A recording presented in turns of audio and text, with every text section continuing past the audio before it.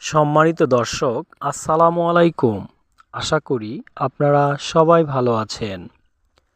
আজকে মনটা খুব ভালো, আর সেই ভালো লাগা অনুভূতি থেকেই আপনাদের সামনে আজকের এই প্রতিবেদনটি।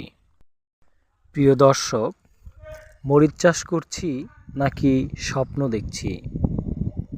সত্যি অসাধারণ।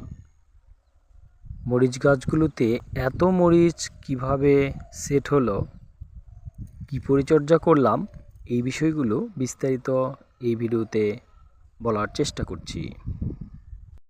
তো চলুন দর্শক, মরিচের ফলন এক নজর একটু দেখে নেই।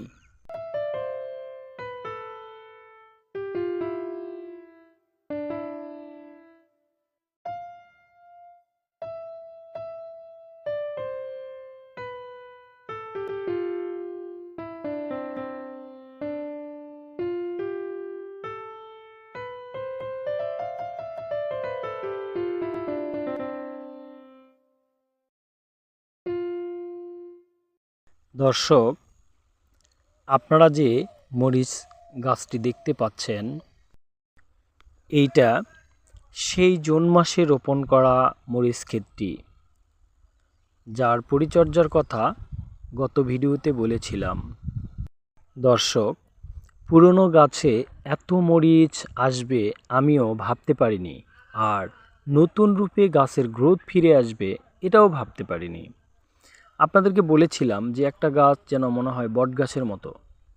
আসলেই সত্যি দর্শক, এই গাছগুলো একেবারেই পাতা ছিল না, আর এটা হবে এটাও বিশ্বাস করতে পারছিলাম না। তবে গাছগুলোতে কোনো কুকরি যেহেতু ছিল না, সেই ক্ষেত্রে আমাদের পরিচর্যা এবং পরীক্ষাটি সফল হয়েছে।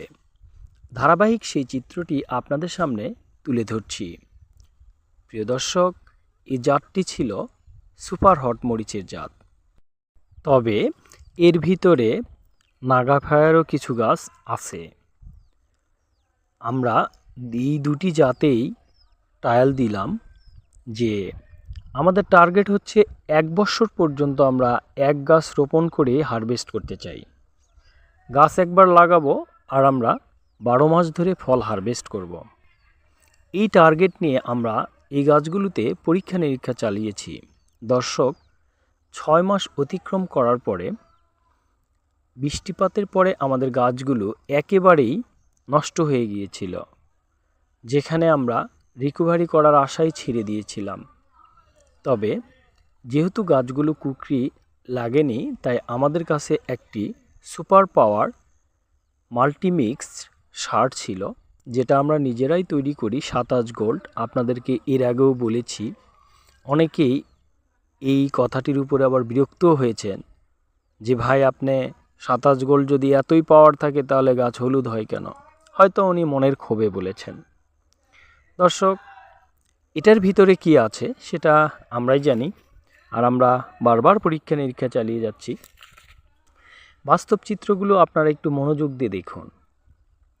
এখানে আমরা যেই জিনিসটি খুঁজে পেলাম তা হচ্ছে, দর্শক, একটা নতুন গাছ যে পরিমাণ ফল দেয়, একটা পুরনো গাছ তার থেকে 5 গুণ বেশি ফল দেয়।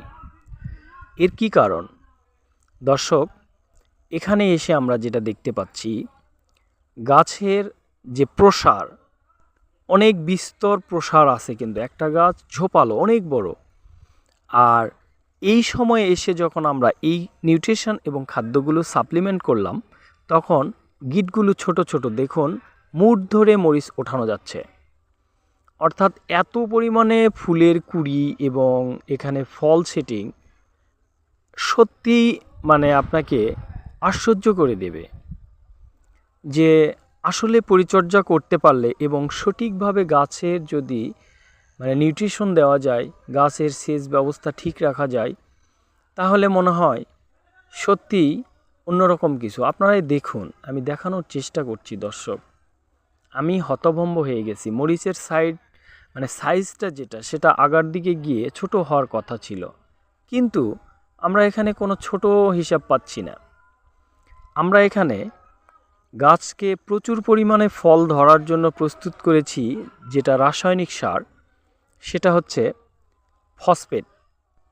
ফসফেট হচ্ছে মানে ফসফরাসের যে ঘাটতিটা থাকে প্রত্যেকটা জীবের, সেই সাপ্লাইটা আমরা দিয়েছি টিএসপি এবং ডিএপির মাধ্যমে। আর এই গাছের শেকড়গুলোকে ভালো মতো মজবুত এবং শক্তিশালী করতে আমরা এখানে এমওপি সার ব্যবহার করেছি। আর আমরা এখানে ক্যালসিয়ামের ঘাটতি পূরণ করতে জিপসাম ব্যবহার করেছি বাংলাটা। আমাদের সার হচ্ছে এই তিনটা। আর এর পাশাপাশি আমরা এখানে 27 গোল্ড ব্যবহারের মাধ্যমে মাইক্রোনিউট্রিশনগুলো সাপ্লাই দেওয়ার চেষ্টা করেছি জৈবিক উপায়ে। প্রিয় দর্শক, যখন এই দুটি মিশ্রণ একত্রিত হয়ে গেল, তখন আমাদের গাছগুলো নতুন করে সাড়া জাগানোর মতো অবস্থা দেখা দিতে লাগলো, অর্থাৎ পাতাকুশি বের হতে লাগলো এবং নতুন উদ্যমে আবার ফুল ফল আসতে শুরু করলো। তাহলে দেখুন, আমরা যদি মরিচ চাষ একটু হিসাব করে করি আর গাছগুলোকে যদি আমরা কুকরির হাত থেকে বাঁচাতে পারি, তাহলে এখানে এসে মানে 6 থেকে 7 মাস পরে এসেও গাছের ডালপালাগুলোকে আবার নতুন পাতাকুশি বের হয়ে নতুন উদ্যমে ফিরিয়ে আনা সম্ভব হচ্ছে। আমাদের নিয়মিত স্প্রে করে যেতে হচ্ছে, যার মাধ্যমে আমরা নতুন করে গাছগুলোকে আর কুকরি লাগতে দেইনি। এছাড়া আমরা এখানে হরমোন হিসাবে পিজিআরকে ব্যবহার করেছি, যেটা আগেও বলেছি দর্শক, আমরা মিরাকুলানটা বেশি ব্যবহার করি। প্রতি লিটার পানিতে 1 মিলি হারে আমরা মিরাকুলান ব্যবহার করি। তাছাড়া ছত্রাকনাশক হিসেবে আমরা বিশেষ করে কার্বেন্ডাইজিং এবং ম্যানকোজেব গ্রুপের ওষুধ ব্যবহার করে থাকি, যেমন গোল্ড হোপ মিমপেক্সের। এরপরে গিয়ে দর্শক আমরা আরেকটু ভালো মানের ছত্রাকনাশক ব্যবহার করি নাটিভো। আর যদি প্রয়োজন হয় তাহলে অ্যামিস্টার টপ এবং কার্বেন্ডাইজিং। এভাবে আমরা গাছগুলোর পরিচর্যা করে যাচ্ছি এবং নিয়মিত সেচ দিচ্ছি। যখন ফল হারভেস্ট করার দরকার করতেছি দর্শক, এর রেজাল্ট আমরা আপনাদেরকে দেখাচ্ছি। আসলে অভিজ্ঞতা যখন মানুষের হয়ে যায়, তখন চাষাবাদ করতে আর সমস্যা হয় না। দর্শক, একটু লক্ষ্য করে দেখুন, আপনার মন সত্যিই ভরে যাবে। এই যে ডালটি হাত দিয়ে ধরে আছি, এতটুকু একটা ডাল, কতগুলো মরিচ সেটিং আছে এখানে। আপনি একটা নতুন গাছে এভাবে ফল সেট করাইতে পারবেন না। গাছ যত বড় হবে, গাছ যত ঝোপালো হবে, তত গাছে ফল বেশি হবে। দেখুন, আগার দিকে এসে মানে গিটটা যখন ছোট ছোট হয়েছে, তখন কিন্তু আর সমস্যা নেই, সবগুলো ফুলই ফলে পরিণত হয়েছে। তাই দর্শক, দেখতেও ভালো লাগছে। আরেকটি বিষয় দর্শক আপনাকে একেবারে হতভম্ব করে দিবে। দেখুন, মানে কি পরিমাণ ফুল আসছে আর ফল সেট হচ্ছে। যদি আমরা একটু লক্ষ্য করে দেখি, বাস্তব চিত্রটা আপনাদের দেখাতে চাচ্ছি, দেখুন। তাই দর্শক, বাণিজ্যিকভাবে চাষাবাদ করতে গেলে আর প্রযুক্তির ব্যবহার করতে গেলে খরচ কিন্তু বেশি হয়। তাই আমাদেরকে সেই হারে লক্ষ্য রাখতে হবে, ফলও যেন আমাদের বেশি হারভেস্ট হয়, তাহলে কিন্তু আমরা ইনকামটা বৃদ্ধি করতে পারবো। প্রিয় দর্শক, সবসময় আমি আপনাদেরকে নিজের বাস্তব অভিজ্ঞতা থেকে চাষাবাদ করে বাস্তব চিত্রটি তুলে ধরার চেষ্টা করে যাচ্ছি, যাতে করে আপনারা কিছু শিখতে পারেন এবং লাভবান হতে পারেন।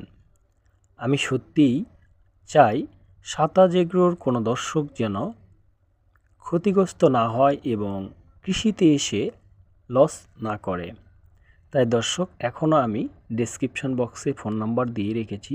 যারা পরামর্শ নিচ্ছেন তারা তো নিচ্ছেন, যারা নিতে চান তারাও ফোন দেন। যদি সম্ভব হয় আমি আপনাদেরকে সাপোর্ট দেওয়ার চেষ্টা করে যাব।